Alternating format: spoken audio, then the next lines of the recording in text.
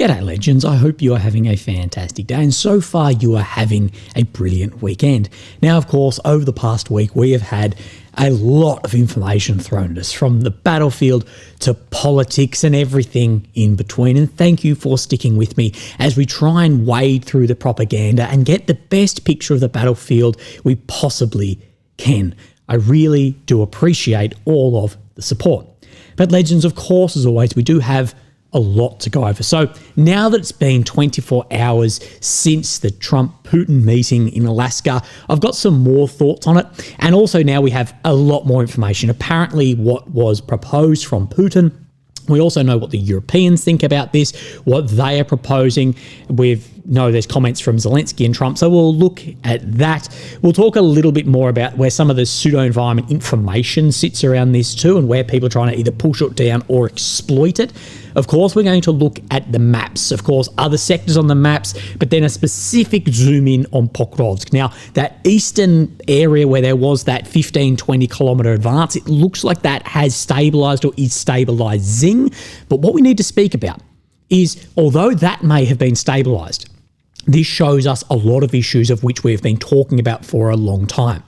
That the porous areas of the front line where that is able to slip through units, of course, coming as a byproduct of attrition, of course, the huge manpower crises that we know is occurring at the moment. So we're going to look at that, and that this was likely a lot more significant than a lot of people are talking about, because why did multiple brigades and units then go down to that? And does this leave other areas very, very vulnerable? And we have sort of miscellaneous bits and pieces to talk about as well. But I want to start here. I often speak about this of the catastrophe of war and post-war attrition. Now, I've had a few people reach out and go, every time you say attrition, we should have a drinking game and we have a shot. I don't think we'd last a video. But the reason we talk about it so much is, well, this is this sort of war. This is the type of war that is here. But attritional war, unlike other forms of war, it doesn't stop when the war ends. It keeps going and can be felt for decades following. And a gentleman behind the scenes, incredibly knowledgeable, sends this. Good point at the end of your video. Over the next 10 years, Ukraine and Russia will see a spike in PTSD-related self-taking life and crime, drug use, violence, crimes committed under influence. The severely injured veteran numbers will decrease as life gets harder and their injuries, subsequent conditions come into effect. Of course, this all has massive economic effects too. After 10 years, I expect the cases of silicosis and asbestosis to skyrocket in the veteran communities. Something like 80% of all roofing material in Ukrainian buildings before 2006 was concrete asbestos sheeting made in Russia, and they still make it. Most urban combat footage over the war shows blokes fighting through concrete dust. Asbestosis and the cancer you get from this, the mesothelioma, is absolutely horrible. Some of you may be aware that I lost my grandfather early last year to mesothelioma. He worked as an apprentice in the mines when he was 14.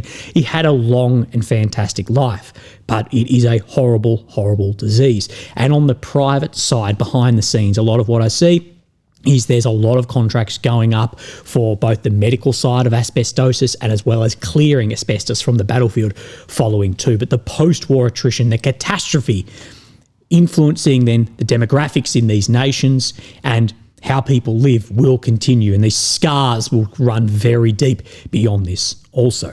So let's talk about the Trump and Putin meeting. Now, the newest way of discrediting these talks is it's Putin's double.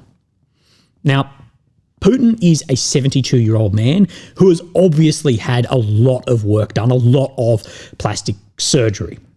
And I must have been listening to the double of my favourite comedian, of Jimmy Carr. If you can see how his face has changed over the last few years. But do you seriously think that the US intelligence agencies, some of, or arguably, the most in-depth, with the most technology intelligence agencies in the world, are not aware if it was or wasn't? But you are sprouting it to. I can't believe you can have hundreds upon hundreds of thousands of followers sprout nonsense like this with nothing but a hunch, and your audiences don't just be like, you're an idiot. But if it was, You don't think the intelligence agencies, from the SBU through to the CIA and everyone in between, wouldn't absolutely be able to exploit this information and discredit further? That they wouldn't take that and run? But there's been a lot of trying to discredit these. And the funny thing is, there's a lot of discrediting that is correct, but is surface level thinking. So the newest pseudo environment being pushed. Remember, a pseudo environment is correct information, but leaving out some other bits and pieces to craft a narrative, is that this was a nothing burger or that nothing even happened. And this is technically true. I agree on the surface level, but I believe it's a very simplistic take of what happened. What mattered wasn't what did happen. It's what didn't happen. It became very clear that Trump's options and willingness are extremely limited. This meeting was a clear victory for Putin. He was frozen from the highest level of international diplomacy. And next thing, smiling, shaking hands, taking photos with the leader and the symbol of the free world.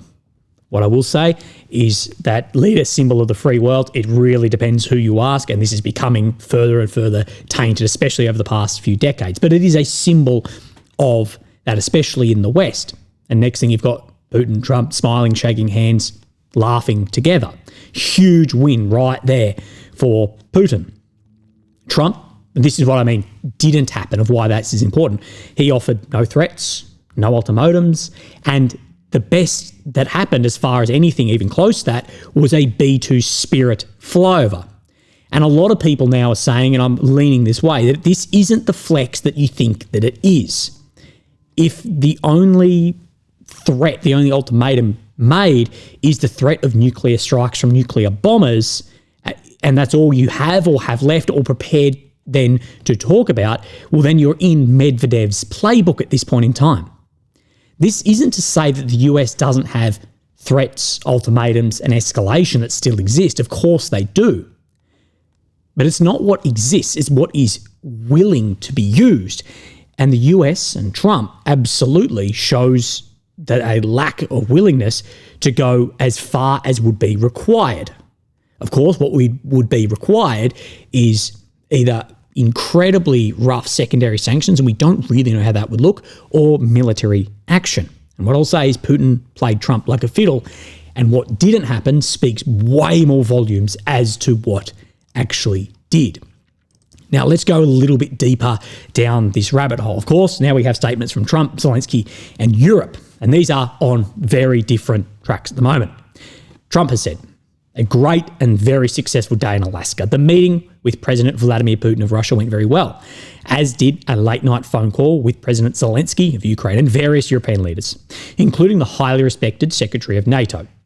It was determined, by the way, that the best way to end the horrific war between Russia and Ukraine is to go directly to a peace agreement, which would end the war, not a mere ceasefire agreement, which often times do not hold up. So right here is to go directly to peace, not a mere ceasefire. This is straight out of Russia's war playbook.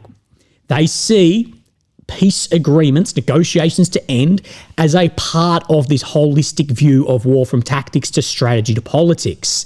This is a Clausewitzian idea that the war and politics are inseparable, that war and peace are going on the same track at the same time.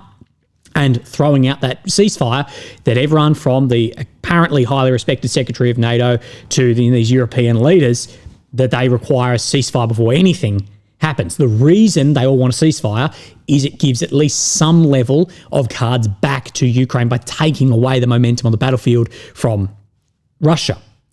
President Zelensky will be coming to Washington in the Oval Office on Monday afternoon. If all works out, we will schedule a meeting with President Putin. Potentially millions of lives will be saved. Thank you for your attention on this matter. Again, playing into what didn't happen, you get an idea. Now, Zelensky has said this following his conversation, that the killings must stop as soon as possible. A fire must cease. So ceasefire, fire must cease, okay, on the battlefield and in the sky, as well as against our port infrastructure. Talks about then prisoners of war. Pressure on Russia must be maintained while the aggression and occupation continue. So sanctions must be there, and a fire must cease before the battle. Okay, so, yeah, still sprouting ceasefire. In my conversation with Trump, I said that sanctions should be strengthened if there is no trilateral meeting or if Russia tries to evade an honest end to the war. Sanctions are an effective tool. I'd question that. Security must be guaranteed reliably and in the long term. And then on particular territorial one, cannot be decided without Ukraine. So again, you can see where there is a butting of heads and separating opinions that is getting a wedge driven between it at the moment. And as we have said for weeks, that Putin just needs to seem like he's being reasonable or offering reasonable ends to Trump, even if it's just political theatre and he doesn't mean it. And what you can get is Trump going, well, then it's not you, it's you're prepared, the other side's not prepared, and I'm walking back away. Now, we have a statement here from the European Council. You can see the names up here. As President Trump said, there is no deal until there's a deal. As envisioned by Trump, the next step must be further talks, including President Zelensky, whom he will meet soon. Here we get into their requirements here.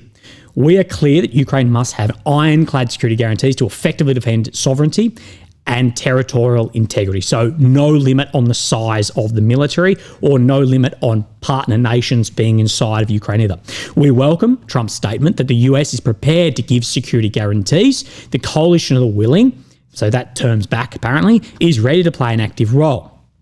No limitation should be placed on Ukraine's armed forces or its cooperation with third countries, as per the first sentence here. Russia cannot have veto against Ukraine's pathway to the EU or NATO. So the EU has to still be on the table, and same as NATO still has to be on the table, and same as the EU. Now, a lot of people have sort of had this opinion recently, and it was brought to my attention recently about, in the beginning, Russia was okay with EU, not okay with NATO. Now it seems like it's not okay with both, as the EU has been somewhat militarized and economies weaponized as well. There's not that much separation of what it wasn't as an economic trade alliance and military at the moment is sort of Venn diagramming in. It will be up to Ukraine to make decisions on its territory. International borders must not be changed by force. So they cannot be changed, international borders, territorial integrity, as we hear.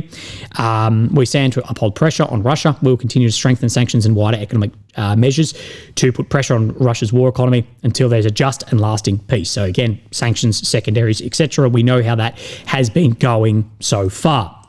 And what Financial Times, Reuters, everyone is reporting that apparently that Putin has demanded that Ukraine withdraw from the Eastern Donetsk region as a condition for ending Russia's war, and told Trump he could freeze the rest of the front line. So in exchange for taking the Donbass, he would freeze the Kherson and Zap front lines where they are. Basically what was spoken about earlier in the week. So, of course, freezing where my cursor is at the moment, freezing some of these areas and taking the remainder of the Donbass. We know Ukraine has said that is completely unacceptable. And we know from Europe to Zelensky speaking about then territorial borders must not be changed by force. What I'm saying is I don't know what the other option is. And I was doing a little bit of reading and some revising on diplomacy late last night. And I thought this was an interesting quote here from Nikita Khrushchev. Now, if you don't know who he is, he was the Soviet leader from 53 to 65 maybe, famous for de-Stalinization and his secret speech at the 20th Party Congress in 56, I believe. But this right here, talking to the British Prime Minister of the time. History teaches that it is not conferences that change borders of states. The decisions of conferences can only reflect the new alignment of forces, and this is the result of victory or surrender at the end of war, or of other circumstances. And Henry Kissinger says it was a bald-faced profession of realpolitik that might well have come from the mouth of Richelieu or from Bismarck, of course, the Iron Chancellor. And I think that this is very similar to how Putin is seeing this at the moment. But we've spoken about America's willingness and what they have left. Well, what we know, military intervention from the US, that's off the table. That is not happening. Military intervention from Europe would have happened if it was going to happen. And at the moment, the forces and the weapons and industry and manufacturing available, that would limit it as is. So the last lever left for Trump is secondary sanctions. And of course, India and China, behemoth countries. massive, massive populations, massive economies as well, especially if you take in purchasing power parity. And of course, when you look at then what it's going to look like into the future as well, of your latent and potential power, economy, population. And I've heard recently Professor John Mearsheimer raise doubts about whether the US would actually throw away decades of carefully built relations with India for Ukraine. For decades, the best part of 3 decades, the US, India has been fostering this relationship, and is it prepared to hinge straight on that sovereign independence and step back on goals and what was spoken about earlier, even in this war, for that? As India, he says, which is correct, has far greater geopolitical importance to the US than Ukraine does. China, this is a different case. The entire strategy around China has been attempted containment, which is backfiring, especially in economic terms and technology terms as well, because a lot of that trying to contain has forced China to develop their own industry without relying on external industries. And it's been alongside an attempted reduction in Chinese soft power. Now, this has turned into a mess, and the real country reducing their soft power at the moment is absolutely the US with Israel. And look at where even the most liberal Western states, who are typically absolute brown noses to the US, and where they are dividing at the moment. So the argument is down to, is the US prepared to throw away that relationship with India and what's remaining of a working relationship somewhat with China for this? So let's have a look at the maps. So of course, here we have Ukraine in the center of your screen, the capital of Kyiv. Red areas occupied since 22, the purple since 2014, the red check on this map that you're going to see, ground made over the last 24 hours. But what we're going to look at first off is Pokrovsk. Now, this map here, we see where these blue areas cut from Vilny through below Kudachyev Yar, and saying that there are Russian forces cut off in here. Other maps are pushing back against this. Remember, this is the Ukrainian ministry map. So every time, if it was a Russian map showing a Russian advance, we take that with a grain of salt. If it's a Ukrainian map showing a Ukrainian advance, we take that with a grain of salt. We know narratives and optics are unbelievably important in war. But let's talk about this just a little bit further. So we see that there was definitely a large advancement and taking back of ground in here, and you can see what Suryak maps is showing. The push away from Dobropilia, the push down from Zoloty Kolotyaz, but not a cutoff in here. Now, Suryak also shows, while we're here, just around the Zirove, Persha, Travneve, and what I would refer to as Pokrovsk actual, that there has been then a counter in here too of the first, second, and third Pokrovsk city of these lakes, and there has been a pushback. Although we do have footage today of Russian DRG teams still working and conducting ambushes in Pokrovsk, and we know that comes with a lot of issues too. But he says this about this area up here. The Russian offensive was contained in Dobropilia, but the next days we might see the cost of Ukrainian forces to do this. And this is very similar to what we've spoken about yesterday and in previous days too. Pokrovsk holds far more importance and optical value than other areas. So it is highly likely we will see other sectors become far more vulnerable and exposed due to redeployments to contain this, especially with the meetings coming up in Alaska. But regardless of how this goes, this shows some concerning realities. Even if the Russian push is ultimately defeated and pushed right back, it does not change the trajectory of the war, and it does not show us the concerning realities, that the front line is porous, and that movements of up to 20 kilometres can happen relatively quickly. And what this is, that this is a byproduct of manpower limitations and command realities late in attritional war. And that even if this then fails and gets stabilised, whatever will happen in the coming days and weeks, that it doesn't then mean those problems suddenly do not exist. And those problems take years and years to fix, if possible at all. And Mr. Clement Molan, please go and follow him. Again, all those sources that I use, you're in what I do as far as trying to collect information, break that down and push it back out. Please, you're only ever as good as your sources. Please go and support financially if they have buy me a coffees or anything, and follow then the sources that I use. He says, after bringing in reinforcements and being able to contain the Russian breakthrough, Ukrainian troops counterattacked and managed to push back the Russians. Ukraine has taken back control of the new Donbass line in the north here. He's still unsure about this area that is cut off, and also this small bit of red check from Popov Yar that is expanding at least around the base of this area. And this is great here from Mr. Thor Kill 65, Polish gentleman. And this is a calendar of the Russian offensive operations. And this is what many were saying, this wasn't overnight. This actually happened over a number of days. And it was known, but it was hidden also from both sides. Back on the 7th. Yesterday, Zoloty Kolodyaz was under heavy Russian artillery fire. Many houses were damaged. Unconfirmed reports are reaching us that a Russian DRG group reached the vicinity of the village. Then you see, then through to the 9th, the 10th, the 12th, that by the 12th, the village is under complete control of the Russian forces. Then we come up to then the 14th. Now, this can be a little bit hard. This is the 14th, but then at 1900, 2100, 2300 or midnight, talks about our forces broke into Zoloty Kolodyaz, fighting, what's happening here, and then by midnight the Russians had been driven back out. So it gives us a breakdown of what it looked like. But again, we're talking from the 7th through to the 15th. And by the 15th, that as people were evacuating the village this morning, the area of this highway gunfire was still ongoing, but that it was a Ukrainian counterattack a few days ago, but this was a build over a number of days as well. And that's why it showed red check on here, not just if it was a day and then counted in a day, it would have only ever been then grey. Clement Moll says many people and analysts continue to blame the ones who warned of the situation, saying there was no evidence and it was not catastrophic. Then they should explain why Ukraine had to deploy in urgence multiple brigades and army corps and why Deep State made this map. Great points.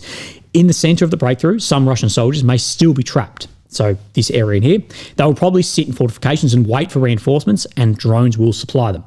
Or that it's been pushed back in this area and that doesn't exist as far as the island boys of Zoloty Kolodyaz. Again, we're unsure. Because again, maps are an extension of informational war, whether it's from Ukraine or Russia's maps. That's why we take with a threshold on these. However, one of the most important developments is the liberation of Dobropilya, of these areas around Dobropilya, and the destruction of Russian DRGs north of Pokrovsk, especially between Rodyansky and Belyatsky. As stated, they should now push until the river to be safe. So push it right back from here. Remember, Deep State warning of Dobropilya may fall before Pokrovsk, and that would be catastrophic for a physical encirclement here. The urgence for Ukraine is now to fill the holes in the new Donbass line, anti-tank ditches, because Russian forces may be coming back sooner or later. And this is where we see those holes and areas that porality, I don't think that's a word, but how those lines have holes in them that can be pushed then through. Let's continue. Was the situation catastrophic? Yes. Russian units broke through the front line and advanced 15 kilometres to the point they crossed on foot all major obstacles. They managed to temporarily cut the Dobropilya-Kramatorsk road and threaten all the central part of the Donetsk front. This is catastrophic. Even as being pushed back, was it catastrophic at that point? Yes. Are the solutions to this quick to solve? No. We can acknowledge a very rapid and good reaction from Ukrainian leadership. Sursky has assault groups instead attacking Tetkino in Kursk Oblast. They should rather be used to contain Russian progress and push them back when possible. Absolutely. We know people love a cheer about somewhere in Kursk or in Sumy, but again, this is where it needs to be stabilised before recapturing a village that was in the grey zone somewhere anyway. Clement Moll says, while some people continue to accuse me and others for this catastrophic word, Deep State published the units which were redeployed there. And all the clowns who continue to deny it, saying it was very small and nothing catastrophic, we can see Ukraine from Deep State themselves. Redeployed units or elements from 79th, 82, the 1st, the 425th, the 25th, the 2nd, the 92nd, the 32nd, the 93rd, 38th, 14th, Mega Brigade drones, National Police, SBU, 1st Azov Corps to contain the advanced east of Dobropilya. But maybe they redeployed all these for a few DRGs. This was incredibly dangerous of what it said. This is why we said this needs to be contained, because if they get in behind that line and accumulate, it'll be catastrophic. This is the message I showed from someone behind the scenes when this was happening. The manoeuvre near Dobropilya, that Zelensky claims that Russia is trying to shape the narrative. And if there's one thing we know Zelensky loves to do, it's shape the narrative himself.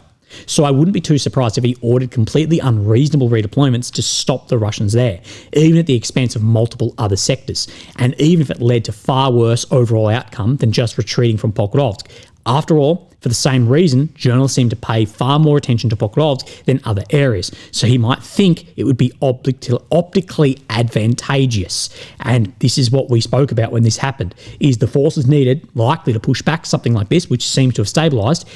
Does this leave areas like Konstantinivka, Kupiansk, and Terny, other frontline areas, well, I should say Liman front, does these leave these further vulnerable?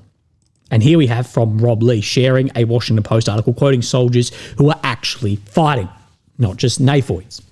The avoidable Russian breakthrough laid bare Ukraine's persistent military vulnerabilities that have long obstructed its ability to advance. A lack of manpower, a lack of ammunition, and at times a lack of coordination and motivation among exhausted soldiers who are often expected to hold trenches for a month or more without rotations. The fact we lost territory so far so rapidly is because we are not adjusting to Russian tactics. The Russian troops who launched the surprise assault this week were unskilled, but they got past more experienced Ukrainian soldiers whose reconnaissance teams failed to detect them in tree lines, who were suppressed by the Russian Rubicon units as well, sending elements forward. Exactly what we said of drumming this up to be these best Spetsnaz commando units likely came out to be a form of propaganda to justify more of that. But this goes into my very first here, that this is, even if this is stabilised, it exposes these major issues. He talks about the most urgent need is people, and he waits for recruits as Russia is staging new offensives. And this is the thing, it may happen in other areas, but his need is for people. I wonder when those who fight so valiantly online are actually going to go and fight. The fight has left his soldiers exhausted and in desperate need of reinforcements. They just don't arrive. Talking about fighting in Pokrovsk himself, copying a bit of shrapnel, but he's back on the front line. He said, we lack people. He talks about the brigade still managing to kill people, but that these use of land pushing forward, that we just lack people and manpower. And what I say is, if this is stabilised, we may see that it's shown a vulnerability, and it's likely we will see more and more of this if it continues, and what vulnerabilities have now been laid bare by this. Let's continue on the maps in other sectors. Let me just double check. I think we covered off everything around there. Yes, more information is going to come out about this. So let's push up the map a little bit, and we have the Terny, as I call it, or the Terny envelopment. And what we can see is a large amount of ground today coming back under Russian control through Zeleny Hay, as Syriac has been talking about for some time. This area, as I've spoken about, this is enveloped. And that with the 12-kilometre gap basically between Karpivka and Lozove, that it'd be very dangerous to push up and down in here. I wouldn't be surprised if we see this whole thing move at some point as Russia tries to build around Toshke into Liman and that northern flank. Speaking about Liman area, Seversk, remember this is all as one on here, that we do have geolocations today showing advancement. So in Serebryanka, there is multiple Russian flags have gone through, all in Serebryanka, actually a little bit further west than my arrow here, but I wanted to keep the titling in, and just one of these flags is here that has gone up in there. So it's at least grey zone all the way through. Again, flag up doesn't exactly mean occupied, but it absolutely means grey. And this is what has occurred down in Iskra near the Velika Novosilka front line. Now, we have Iskra right out in here. Firstly, what I'll say, there's a lot of grey zone in this area, including here. Iskra is definitely in grey zone. If some dude is putting up a flag out here, it's definitely grey zone. We saw multiple flags go up from what was said to be Russian DRG elements. We have a geolocation today in here in Iskra on the eastern side of then Ukrainian forces then flying a Ukrainian flag here. So definitely liquid in this area, but I would say definitely grey zone. And this is what Syriac has said in here, and he's showed corrections on these maps and movement that has then occurred. Following the arrival of reinforcements, Ukraine army recaptured Iskra some hours after the Russian forces captured it, as well as half the locality of Zeleny Hay. On the other hand, Russian army took full control over the locality of Alexandrahed. So Iskra, and then he says Alexandrahed here is under control of the Russian forces. Now, legends, we are banging out these videos reasonably quickly. I think we have covered everything today. Deep dive on Pokrovsk, speak about the map, speak about the political side. I think we've got everything. Legends, you have a fantastic end to your week. As you may know, today is my first round of the first day of this round of chemotherapy. So I'll let you know how I go through the week. Thank you very much. Have a great day. Bye-bye.